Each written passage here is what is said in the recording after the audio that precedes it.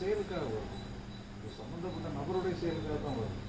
இது அடுத்தவங்களோட ரிலேட் பண்ணி அடுத்தவங்களுக்கு இது என்ன மாதிரி கன்சர் ஆகுது என்னங்கிறதுலாம் அது யோகா சம்மந்தப்பட்டது, ஒரு ஞானம் சம்மந்தப்பட்டது. ஆனால் ஒருத்தருக்கு அந்த மாதிரி ஒருத்தர் கோவப்படும்போது சுத்தவங்களுக்கு கோவம் வந்துடுதுங்களே. ஒரு 2 பேர் உட்காந்து 4 பேர் உட்காந்து பேசும்போது ஒருத்தர் கோவப்பட்டாங்கன்னா அந்த பயணத்தில் பார்த்தீங்கன்னா அந்த கோவம் எல்லாத்துக்கும் தொத்திக்குது. அப்படி வராது. இவங்க ஏதோ ஒரு வகையில் அவங்க அஃபெக்ட் ஆனால் மட்டும்தான் தோணும். இவங்களுடைய கோபம் அவங்களை பாதிக்கிற மாதிரி இருந்ததுன்னா அவங்கள பாதிச்சிருவாங்க. அவங்க சம்மந்தம்லாம் இல்லைன்னா 2 பேரும் கோபப்பட்டு இருக்கிறாங்க, அவங்க பக்கத்தில் வேடிக்கை பார்க்கணும்னா அவங்க கோபமாக வராது.